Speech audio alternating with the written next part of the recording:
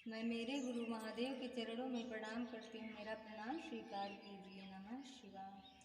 गुरु भाई गुरु बहन, मैं एक शिव कथा कहने जा रही हूँ। अगर आप लोगों को कथा अच्छी लगे तो उसको लाइक कीजिएगा, शेयर कीजिएगा और हमारे चैनल को सब्सक्राइब कर लीजिए। एक बुढ़िया थी। बुढ़िया शिव को गुरु मानती थी, तो वह चर्चा में जाया करती थी, चर्चा सुनती थी। बुढ़िया की दो बहुएं थीं।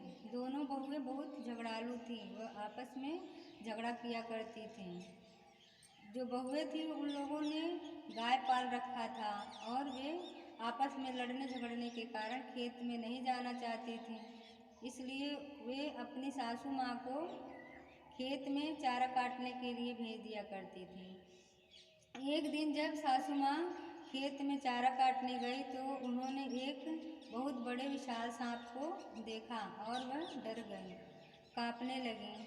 जब सांप ने देखा कि बूढ़ी माँ उसको देखकर डर गई तो वह बोला कि डरिए मत, मैं भी आप लोगों की तरह ही एक इंसान के यहाँ जन्म लिया था, लेकिन जब मैं जन्म लिया तो मेरा रूप सांप का था, इसलिए मेरे माता पिता ने मुझे घर से निकालकर जंगल में छोड़ दिया। बूढ़ी माँ जब सुनी कि यह सांप एक इंसान की तरह बोल रहा है तो वह सहम गई और एक जगह खड़ी हो गई।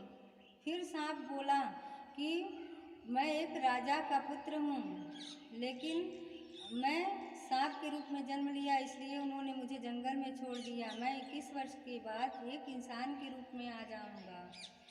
यह बात मेरे माता पिता जानते थे, फिर भी उन्होंने मुझे जंगल में छोड़ दिया और जंगल में एक महात्मा ने मेरा पालन पोषण किया और बड़ा किया, लेकिन कुछ दिन के पहले उनकी भी मृत्यु हो गई।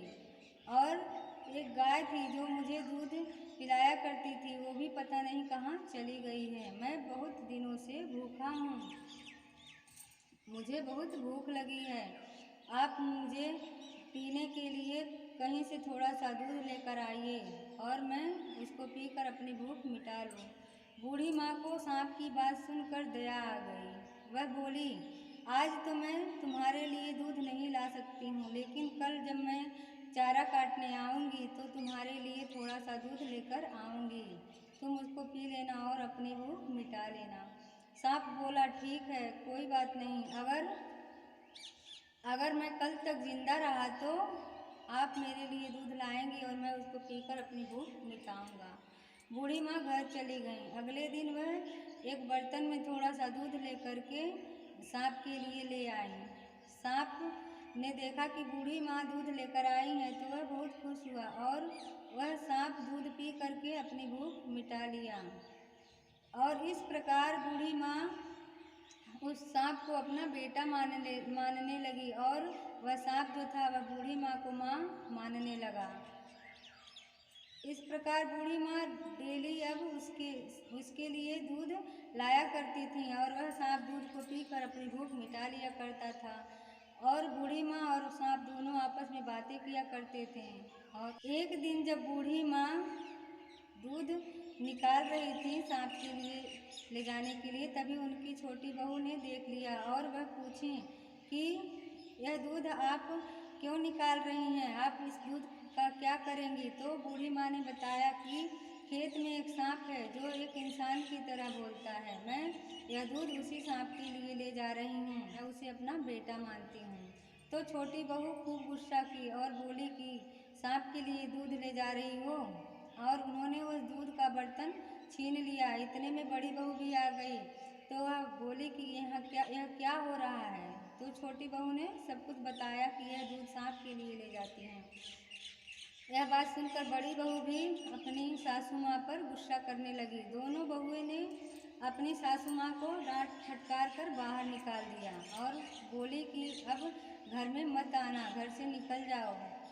बूढ़ी माँ उदास होकर के घर से निकल गई और जब वह खेत में पहुंची तो सांप ने उनको देखा कि बूढ़ी माँ बहुत उदास हैं। वह बोला, माँ क्या हुआ, आप इतनी चिंतित क्यों हैं।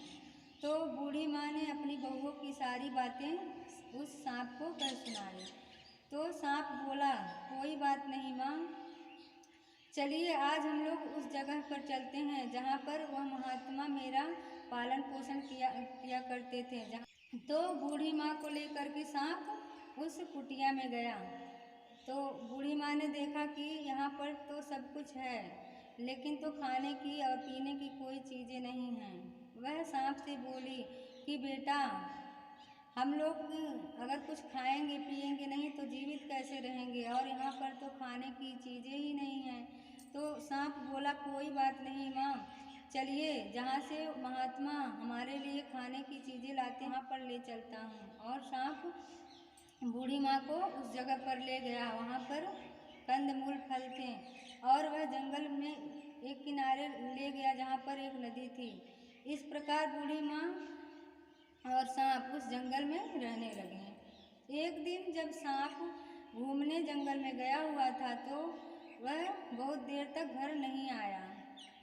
यह सोचकर बूढ़ी माँ बहुत घबराने लगी। उनको चिंता होने लगी कि क्या बात है, आज मेरा बेटा घर नहीं आया और शाम होने वाली है। थोड़ी देर के बाद बूढ़ी माँ कुटिया से निकलकर उस सांप को ढूंढने चली गई। कुछ दूर जाने के बाद उन्होंने देखा कि सांप को बहुत चोट आई हुई थी और एक डाली उसके ऊपर गिर पड़ी थी।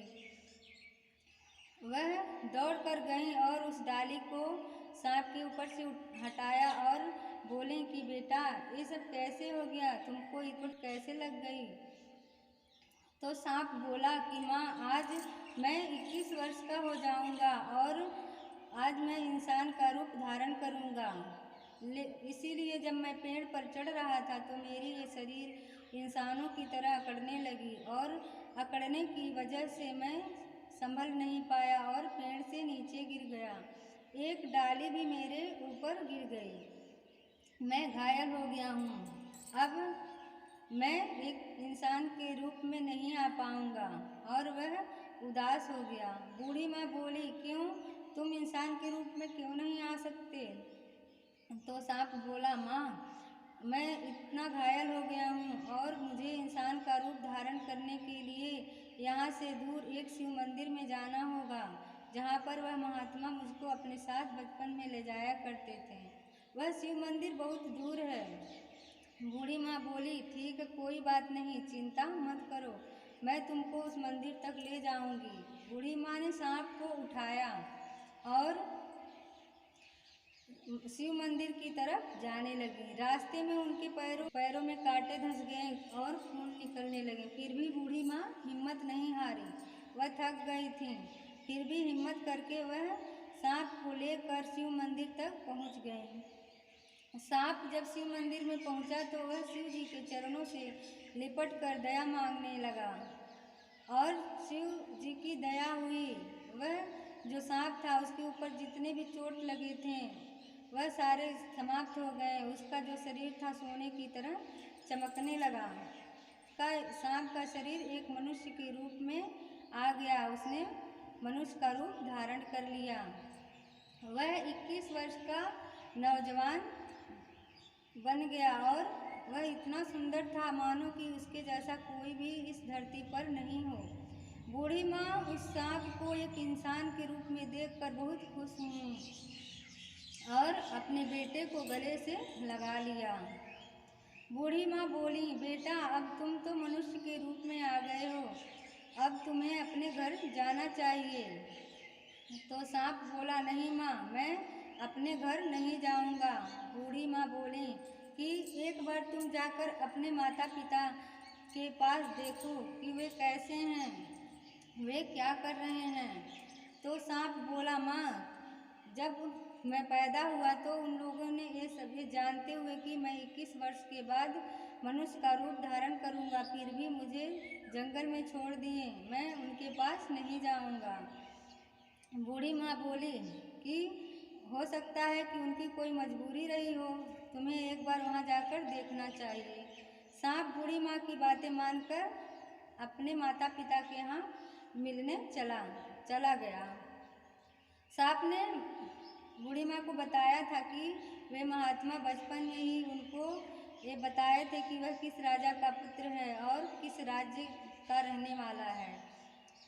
इस प्रकार बूढ़ी माँ और वह नवयुवक दोनों अपने राज्य में जाने जाने लगे।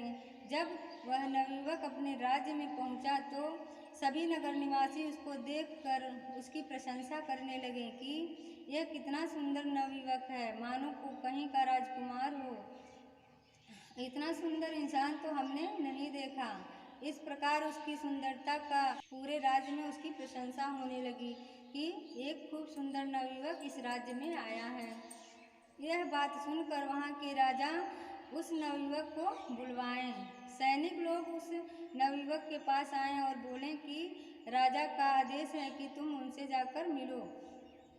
इस प्रकार जो नवयुवक था अपनी बूढ़ी माँ के साथ राजा के पास गया और जब राजा ने पूछा कि तुम कौन हो और कहाँ से आए हो, तो वह नवयुवक बोला कि मैं यहाँ के राजा का पुत्र हूँ और मैंने सांप के रूप में जन्म लिया था, तो राजा ने मुझे जंगल में छुड़वा दिया था।